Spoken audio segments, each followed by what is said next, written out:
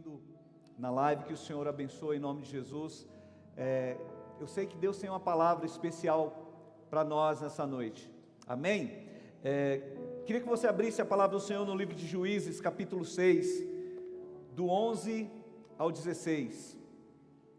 Juízes, capítulo 6, do 11 ao 16. Quero agradecer a presença dos irmãos que estão nos visitando, né? Que você se sinta à vontade em nome de Jesus. Você é muito bem-vindo. Fico feliz por você estar aqui nessa noite. Eu sei que Deus tem uma palavra para você também, amém? Glória a Deus. Alguém está mandando aqui um abraço, que Deus abençoe. Sara está ouvindo, que Deus te abençoe em nome de Jesus. Tem alguns irmãos que estão no Rio, em Salvador, que o Senhor possa estar também alcançando vocês aí na live em nome de Jesus. Todos acharam? A palavra do Senhor diz: então veio o anjo do Senhor e assentou-se debaixo do carvalho que está em Ofra, que pertencia a Joás, a Biesrita. E Gideão, seu filho, estava malhando trigo no lagar, para o pôr a salvo dos midianitas. Então o anjo do Senhor lhe apareceu e lhe disse: o Senhor é contigo, homem valente. Respondeu-lhe Gideão: ah, Senhor meu, se o Senhor é conosco, por que nos sobreveio tudo isso? E o que é feito de todas as suas maravilhas, das maravilhas que os nossos pais nos contaram, dizendo: não nos fez o Senhor subir do Egito? Porém agora o Senhor nos desamparou e nos entregou na mão dos midianitas. Então se virou o Senhor para ele e disse: vai nessa tua força e livra Israel da mão dos midianitas. Porventura não te enviei eu? E ele lhe disse: ah, Senhor meu, como livrarei Israel? Eis que a minha família é a mais pobre de Manassés, e eu, o menor da casa do meu pai. Tornou-lhe o Senhor: já que estou contigo, fará os medianitas como se fossem a um só homem. Amém, meus queridos?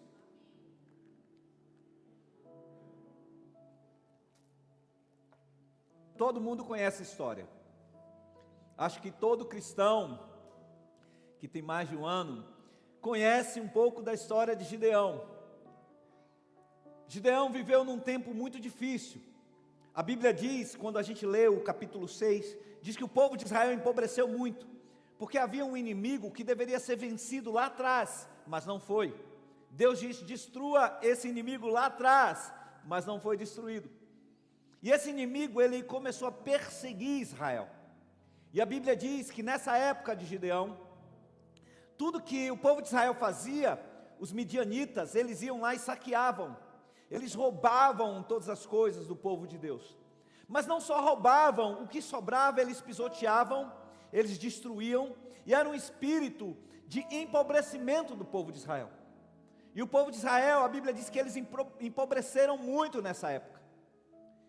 Mas um dia tinha um menino, um jovem chamado Gideão, e ele estava malhando trigo em um lagar. Só para que você entenda a gravidade dessa cena, malhar trigo, para você malhar o trigo, você precisava de um terreno muito amplo e muito plano. É como se fosse bater feijão, é como se fosse secar café. Precisava de um terreno amplo para que se batesse o trigo.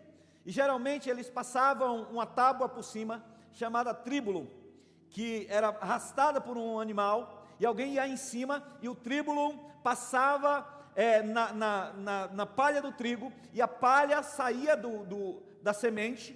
Por isso que chama tribulação. Tribulação é para tirar a palha da semente. O tríbulo é essa tábua que passava. E depois eles cessavam o trigo, como se faz com café, como se faz com feijão. Jogava para cima, então o vento levava a palha e ficava somente o grão.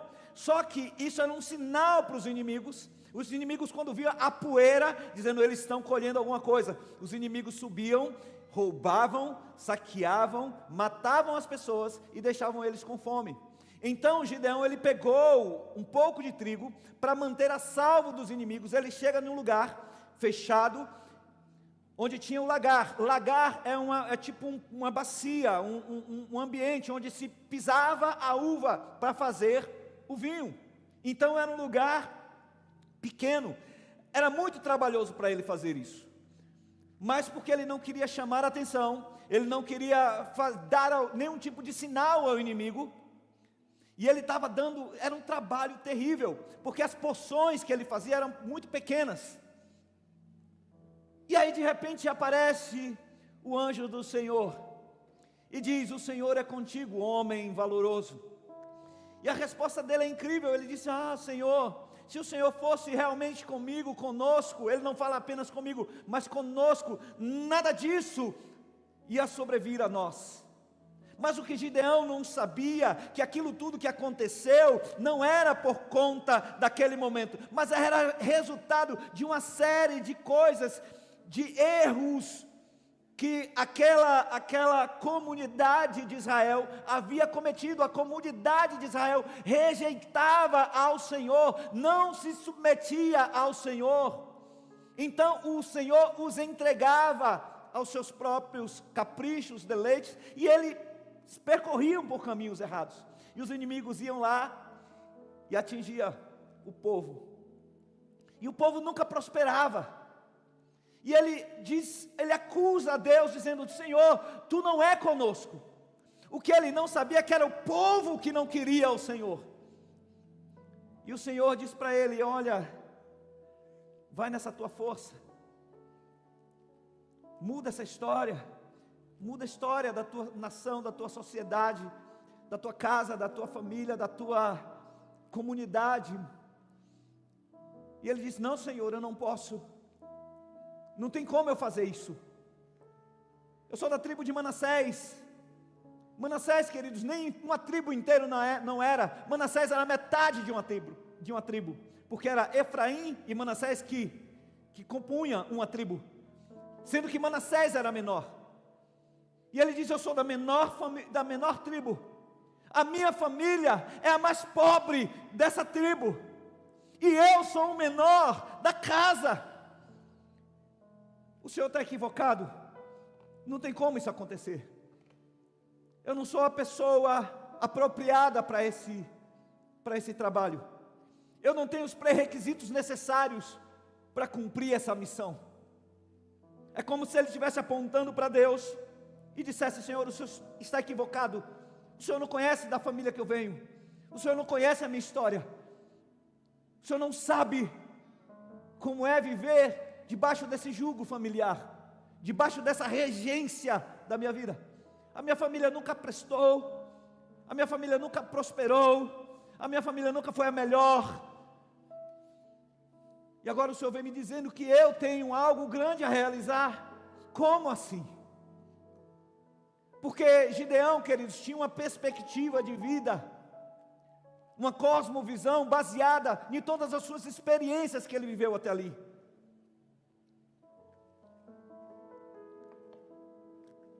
E as suas experiências não foram boas.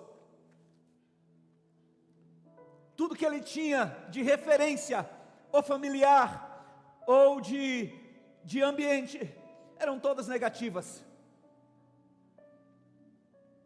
E a cosmovisão dele ficou limitada àquilo. Ele não conhecia nada além daquilo que ele vivia até hoje. E ele achava que nada além daquilo poderia existir. O fato de a gente nunca ter acessado esses lugares não quer dizer que eles não existam e que eles não estão disponíveis para nós. Mas Deus não repreende Gideão. Deus não diz: Gideão, você está equivocado. Gideão, você está errado. Deus não fala isso para Gideão, porque Deus sabia o ambiente que Gideão vivia. Deus sabia como Gideão foi criado. Deus sabia o que construiu o caráter de Gideão até ali. Sabe o que é incrível, irmãos? Deus não escolhe as melhores pessoas. Deus não escolhe os mais preparados. Deus não escolhe os mais inteligentes, os mais bonitos, os mais bem colocados na sociedade. Deus escolhe corações que estejam disponíveis a ser preenchidos, a ser trabalhado por Ele, e disponíveis a ser enviados por Ele.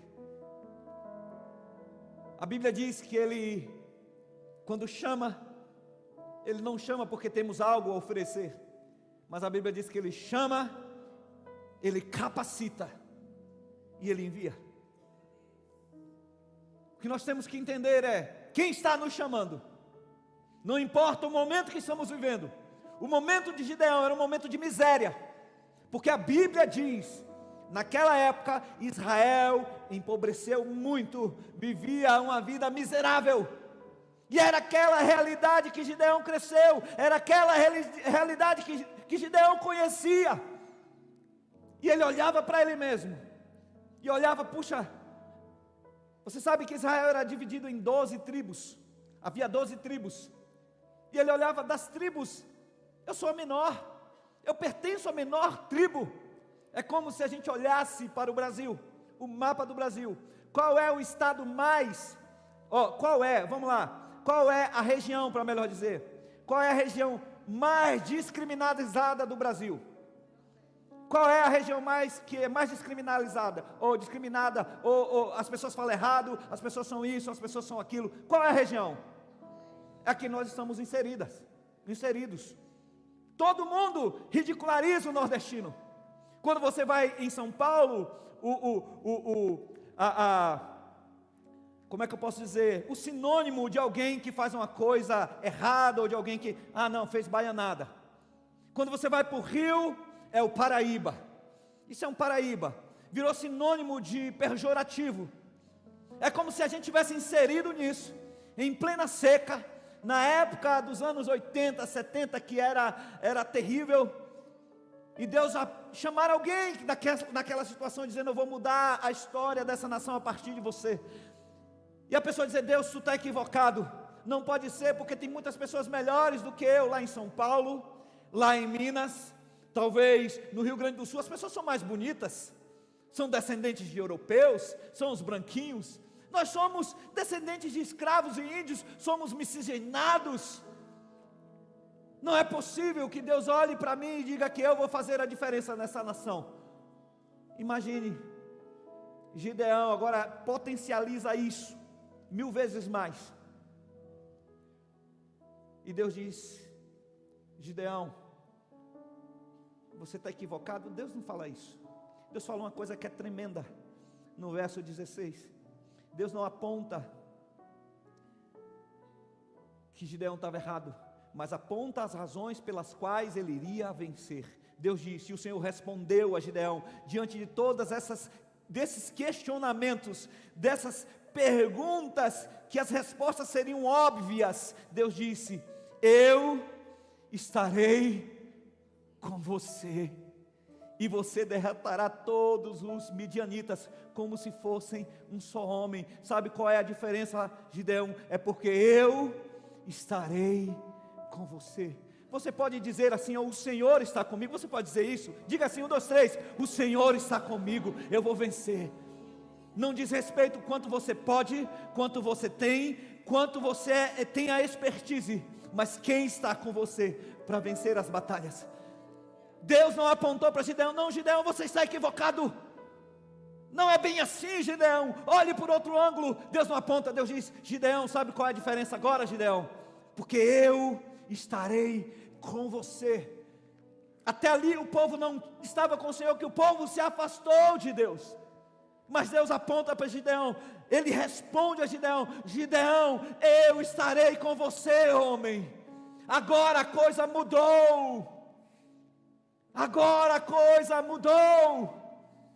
Você não vai lutar mais sozinho. Chega de malhar trigo em lagares.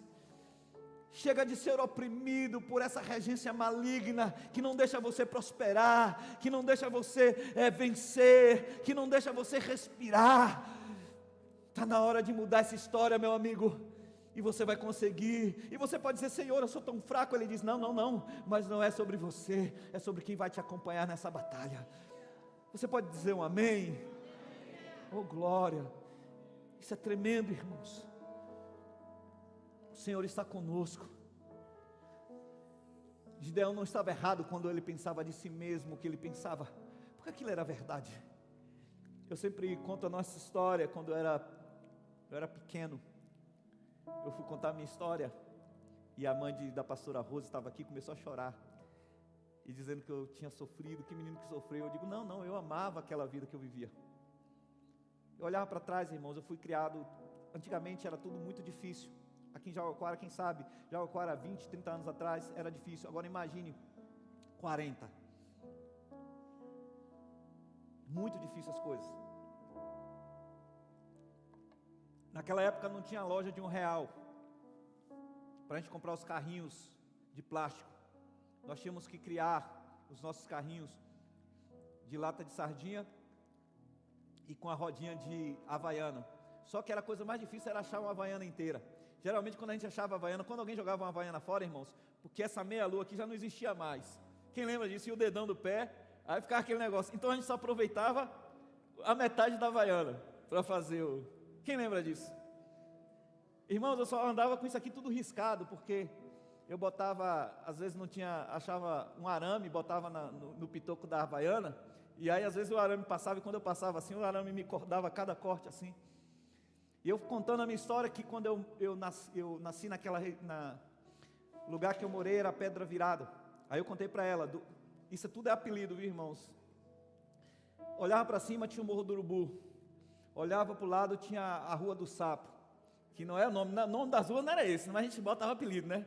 Morro do Urubu, a Rua do Sapo, o Brega, o Corte, o Corredor, a Cabeça da Vaca, a Casca. Aí Dona Helena começou a chorar, esse menino sofreu. Eu digo, não, eu amava aquele lugar, eu amava tudo aquilo, só que não havia perspectiva. Todos os meus amigos que viviam naquela região partiram para a droga ou para o álcool, mas Deus teve misericórdia da gente, e Deus nos chamou por cima de um muro. Minha mãe sabe disso. Uma mulher chamada Marina, por cima de um muro baixo, foi a voz que Deus usou para nos chamar, dizendo, olha, vocês vão mudar a história. Eu poderia olhar para mim e dizer, Deus, como assim? Não posso, não tem como. Outros lugares, nordestinos, indo para Santa Catarina, para Costa Esmeralda, Camboriú, Bombinhas, Itapema, Balneário, milionários parando para ouvir Pastor Léo, que nem tem diploma, Pastor Marcos, apenas um nordestino, Pastora Sandra, Diaconisa Regi. Sandra veio da Etiúba, da roça, e aqueles homens milionários, donos de empresa, ouvindo Deus falar e se constrangendo. O que Deus tem para você, meu querido, não é nada que você possa imaginar, é algo extraordinário. Pastora Marilda, que começou subindo em cima de carro, indo para a roça, esquecido no lugar, sabe? E aí Deus chama. Pastora Marilda ficou viúva, e Deus disse que ela ia viajar o mundo. Aí ela poderia dizer, mas Senhor, a minha idade. Deus coloca a Marilda num avião e joga em Buenos Aires sozinha, irmão, sem falar a língua. Um mês depois chegamos lá, todos nós, Buenos Aires. Está a pastora Marilda falando em espanhol, olha, não sei o que, papapá. E a gente falando, Marilda, ela, não compreendo.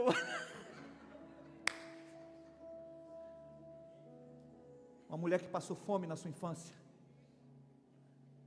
E Deus dizendo, não é sobre quem você é sobre quem vai com você. Você crê nisso? E Deus chama Gideão e diz, Gideão, está na hora de mudar a história do teu povo. Está na hora de você mudar a história da sua família, Gideão. A família de Gideão era extremamente idólatra. Extremamente idólatra. Gideão, com medo, ele diz: Senhor, se é Deus mesmo, eu quero fazer um sacrifício, eu quero te dar uma oferta. E o anjo do Senhor disse: pode ir lá e volta. E ele foi, preparou os bolos, o cordeiro, e traz. E quando ele volta, o anjo está exatamente no mesmo lugar esperando por ele. Deus vai te dar sinais que é Ele que está falando, meu irmão. Deus vai te dar sinais que é Ele que está falando. E você conhece toda a história. Gideão ainda ficou com medo, mas quando aquele anjo vai sair, consome, que era o próprio Cristo ali, é a teofania de Cristo, que aceita a oferta, e quando sobe, Gideão fica apavorado. E a Bíblia diz que Gideão constrói um altar particular. Ele constrói o altar dele para com Deus. E é tremendo, irmãos, porque isso é uma verdade. A gente não entende o que ciclos familiares representam. Gideão vivia numa vida de sofrimento, de pobreza, de miséria, e não é sobre miséria financeira, porque há uma diferença entre ser pobre financeiramente e ser miserável. Tem pessoas que têm recursos e são miseráveis. Tem pessoas que são pobres, mas são prósperos. E eu falo de pobreza do ponto de vista nosso. Olhe para nós, olhe para você, olhe para o irmão que está do seu lado. Cheire ele. Está usando no mínimo um perfume, ou da Boticário, Natura, ou perfume importado. Olha a roupa que ele está vestido. Nós somos ricos, irmãos. Nós somos ricos.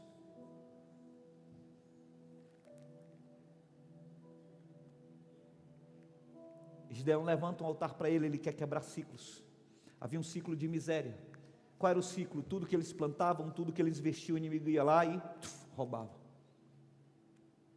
Digamos que se ele abrisse uma empresa, a empresa falia. Digamos que eles projetassem algo e aquilo não se concluiria. Eles começavam a construir uma casa e não conseguia terminar. Financiavam um carro pelo banco e não conseguia pagar, e o banco tomava. Era um ciclo de miséria. E Deus disse: muda a história da tua família, Gideão. Levanta e mude a história da tua família. E ele disse: Senhor, eu não posso. Ele disse: eu vou estar com você nessa empreitada.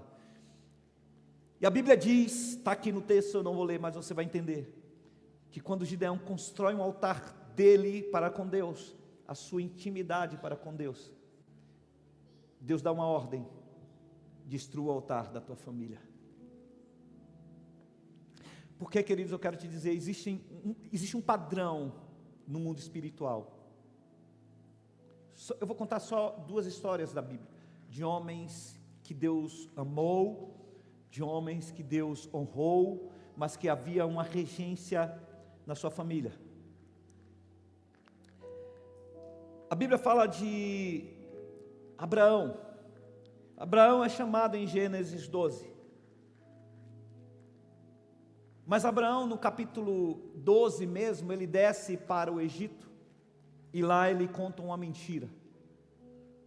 No Egito, capítulo 12, verso 11 e 13, anote aí. Isaac nasceu 20 anos depois desse episódio. Isaac não sabia da história de Abraão. Isaac cresceu. Isaac se casou. Capítulo 26 de Gênesis, do verso 6 a 10. Isaac comete o mesmo erro. Isaac mente também. Então, pai mentiu, filho mente. Aí vem os netos. A Bíblia diz que Jacó mente para Isaac. Mas Jacó também não foi isento. A Bíblia diz que durante 20 anos, os filhos de Jacó sustentou uma mentira que o atormentou, que o deixou depressivo durante 20 anos, quando disse: olha, teu filho José está morto, quando na verdade não estava. 4 gerações vítimas da mentira, uma regência de mentira. A gente poderia aprofundar muito isso, mas a gente não vai fazê-lo. Temos um homem segundo o coração do Senhor. Qual foi o pecado? Qual era a fraqueza de Davi? A área sexual. Ele viu a esposa do seu melhor amigo tomando banho e ele cobiçou, se deitou com ela. O que foi que aconteceu com um filho de Davi chamado Aminon? Estuprou a irmã, a área sexual.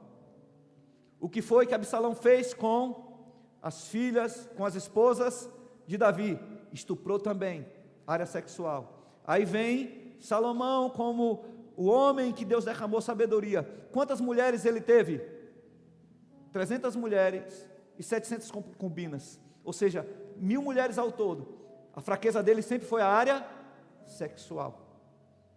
Você está entendendo quando a regência vem? Tem um termo chamado egum. Egum é um termo usado pelas religiões de matrizes africanas. Tem um termo chamado egum. E o que é o egum? O egum é um espírito familiar que segue e orienta aquela família. Você está entendendo? E aí Deus chama Gideão e diz: Gideão, é hora de quebrar os ciclos malditos. E Gideão disse: Senhor, como eu vou fazer isso? Como eu vou fazer isso? Existe um padrão, Senhor, que vem de pobreza, de miséria, de sempre estar debaixo dessa regência de idolatria. Meu pai é idólatra. E Deus diz: eu vou estar com você, Gideão. É a partir de você, Gideão. E Gideão constrói um altar para o Senhor. Verso 24 do capítulo 6 de Juízes. Vamos seguir. Gideão construiu ali um altar em honra ao Senhor e lhe deu este nome: o Senhor é a paz. E até hoje esse altar está em Ofra dos Asbierrita. Por que Gideão construiu esse altar? Porque quando ele identifica que é Deus, ele disse: agora eu vou morrer, porque ninguém vê a Deus e fica vivo. E o Senhor disse: você não vai morrer. E ele disse: o Senhor é paz. E ele edifica o seu próprio altar. Mas a Bíblia diz no verso 25 que existia um altar da família de Gideão que deveria ser destruído. Verso 25: naquela mesma noite, na noite em que ele edifica o altar para Deus, o Senhor aparece para ele e lhe diz: separa o segundo novilho do rebanho do seu pai, aquele de 7 anos de idade, e despedace o altar de Baal que pertence ao seu pai. Corte o poste de Acerá que está do lado do altar. Ei, veja só, não é seu, é do seu pai. Quebra isso, destrói. Não é seu legado, é dele, destrói. Ah, porque meu pai fez isso. Não vai estar sobre você. Quebra isso em nome de Jesus. Ah, porque meu pai era aquilo outro, minha família sempre foi assim. Queridos, Deus está dizendo: quebra esse altar, arrebenta com isso, não se orgulhe disso. Tem pessoas que têm famílias que os pais e os avós, os tios eram assassinos, criminosos, e as pessoas se orgulham: ah, minha família já sabe como é que é, viu? Eu tenho meu sangue é de fulano de tal. Cuidado, altar a coisas que são malignas, irmãos. E Deus está chamando: quebra esse ciclo. Você é diferente, você vai fazer diferença, você vai mudar a história da sua família, você vai mudar a história dessa nação em nome de Jesus. Quebra isso. E Deus diz para ele: quebra, primeiro edifique o seu, segundo destrua o altar aos deuses, era Baal e Acerá. Destrói, quebra tudo isso. Não aceite na sua casa, não aceite sobre os seus filhos. Ah, porque minha família, meu avô era assim, meu pai era assim, seu filho, não, Senhor, em nome de Jesus. Israel é diferente, não está sobre ele, essa regência acabou aqui, não existe mais. Terceiro e por último, primeiro no verso 24, ele faz o altar particular dele para com Deus.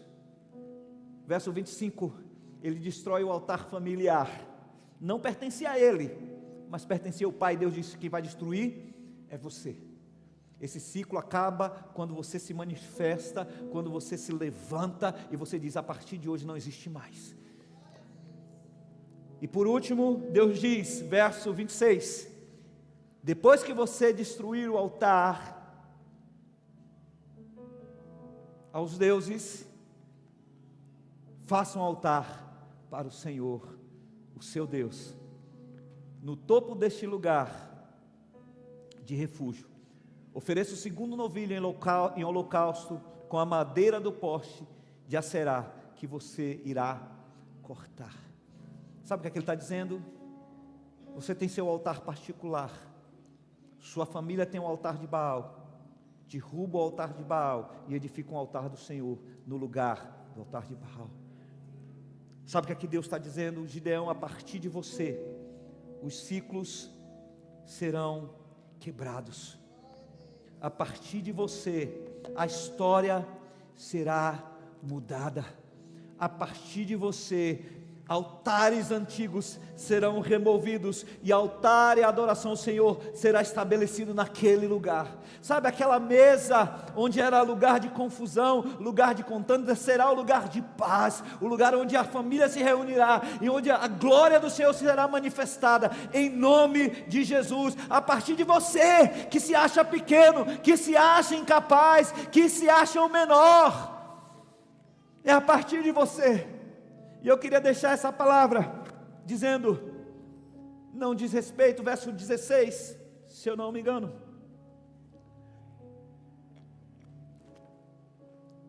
Você deve estar se perguntando: Senhor, como será isso? O Senhor está dizendo para você, porque cada modus operandi de cada família é diferente, mas o fato é, o que vai fazer você vencer é porque o Senhor diz: eu estarei com você. O Senhor diz: eu estarei com você. Você sabia que até aquele ponto Gideão não sabia quem era o Senhor? Ele só via histórias.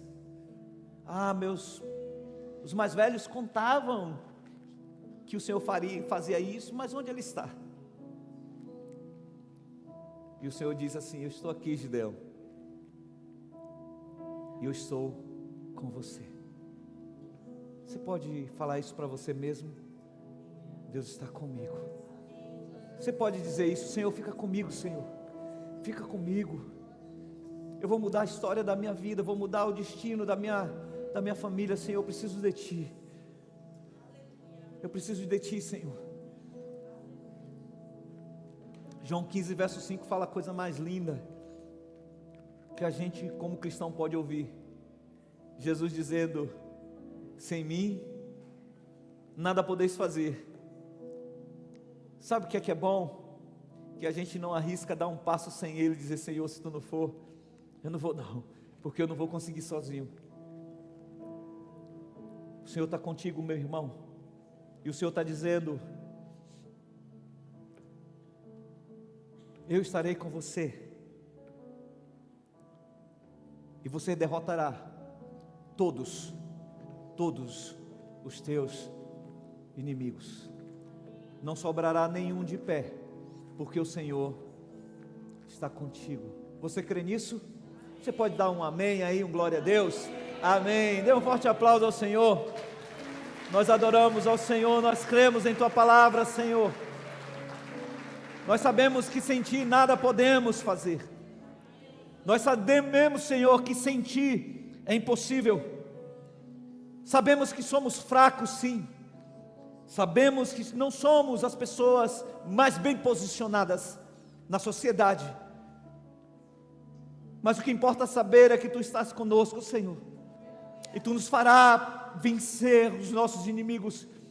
Tu nos fará mudar a história da nossa própria vida e da vida, Senhor, daqueles que estão ao nosso redor, em nome de Jesus. Senhor, eu creio nessa palavra, Senhor. Eu creio nesse axioma, Senhor. Eu creio nessa verdade, Senhor. Por isso eu falo aos meus irmãos, por isso eu prego aos meus irmãos, que tudo é possível aquele que crê, em nome de Jesus, em nome de Jesus. Aleluia. Que possamos destruir os altares de Baal, que possamos ouvir a voz do Senhor, o comando do Senhor, e em obediência dizer: Senhor, não, daqui para frente não será assim. Eu serei diferente. A minha casa será diferente. A minha família será diferente. Deus, em nome de Jesus, nós oramos mais uma vez. E te pedimos pela tua graça e pela tua misericórdia sobre a vida de homens e de mulheres aqui, Senhor, que por anos, por décadas, Senhor, vê a repetição, Senhor, dentro das suas famílias, Pai. Ah, Deus, mas Tu és o Deus Todo-Poderoso, e Tu disse nessa noite que está conosco. E através dessa palavra, Senhor, nós tomamos posse. Ah, Senhor, que possamos ser o Gideão, Senhor, da nossa casa, Pai. Que a gente possa construir uma nova história, Senhor, na nossa família. Em nome de Jesus, nós oramos pela nossa família, Senhor. Oramos, Senhor. Oh Deus, oramos pelo futuro dos nossos filhos, Pai, das nossas gerações, Pai, em nome de Jesus. O Senhor nos capacitou, o Senhor nos levantou, Pai, para vivermos aquilo que o Senhor deseja. Não queremos repetir a história, não queremos viver as mesmas coisas que os nossos pais viveram, não queremos ser enterrados do mesmo jeito que eles foram. Nós queremos viver coisas novas em Ti, Senhor. Em nome de Jesus nós te pedimos. Não queremos ser como os nossos antepassados. Não queremos ser a esposa que a nossa mãe foi. Não queremos ser o esposo que o nosso pai foi. Não queremos ser a mãe e o pai que os nossos pais foram para nós. Não queremos, Senhor, queremos ser diferente. Eu sei que o Senhor vai trazer um novo tempo nas nossas vidas, uma nova história para nós. E você, como igreja do Senhor, que você crê nisso, você vai dizer: Senhor, eis-me aqui, eu quero essa mudança em mim, Senhor. Eu quero essa mudança na minha vida, eu quero essa mudança na minha história. Eu não quero repetir,